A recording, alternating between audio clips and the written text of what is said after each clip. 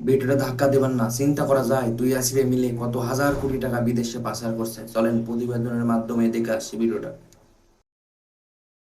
দেশে 11,000 কোটি টাকা পাচার করেছেন সাবেক উপদেষ্টা আসিফ মাহমুদ। ডেভিড আরিফের বিশেষ অনুসন্ধানী প্রতিবেদন থেকে তা জানা গেছে।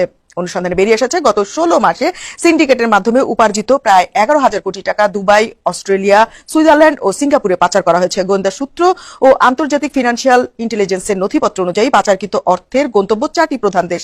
সবচেয়ে বেশি বিনিয়োগ করা হয়েছে দুবাইতে। অভিযোগ রয়েছে আসিফ মাহমুদ এবং উপদেষ্টা আসিফ নজরুল যৌথভাবে দুবাইয়ের পাম জুমেরা এবং বিজনেস বে এলাকায় বিলাসবহুল ভিলা ও ফ্ল্যাট কিনেছেন। বিনিয়োগ করেছেন প্রায় 4,500 কোটি টাকা। হুন্ডির মাধ্যমে টাকা পাঠিয়ে সেখানে গোল্ডেন ভিসা সুবিধাকে কাজে লাগিয়ে রিয়েল এস্টেট কোম্পানি খোলা হয়েছে। আসিফ নজরুলের ঘনিষ্ঠ এক আত্মীয়র মাধ্যমে সেখানে একটি আইনি পরামর্শক ফার্মও খোলা হয়েছে বলে অভিযোগ রয়েছে। সিঙ্গাপুরের মাউন্ট এলিজাবেথ ও মেরিনা বে এলাকায় দুটি বড় ট্রেন্ডিং কোম্পানির শেয়ার কেনা হয়েছে।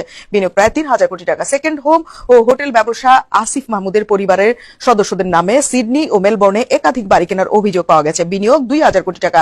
সুইজারল্যান্ডের জুরিখ ভিত্তিক একটি ব্যাংকে শেল কোম্পানির নামে বিপুল অর্থ গচ্ছিত রাখা হয়েছে। 1,500 কোটি টাকা আসিফ সিন্ডিকেটের আয়ের পথ অনুসন্ধানে দেখা গেছে এই 11,000 কোটি টাকা মূলত 3টি প্রধান খাত থেকে এসেছে। মেগা প্রজেক্টে কমিশন, নিয়োগ ও বদলি, বাণিজ্য, ঠিকাদারি নিয়ন্ত্রণ। আসিফ মাহমুদের বাবা বিল্লাল হোসেন এবং এপিএস মোয়াজ্জেম হোসেন এই অর্থ সংগ্রহের মাঠ পর্যায়ের কারিগর। সরকারকে আমি বলতে চাই, এই চোররা যেন দেশ থেকে বেরোইতে না পারে। এই চোরের বিচার যেন দেশের মাটিতেই হয়।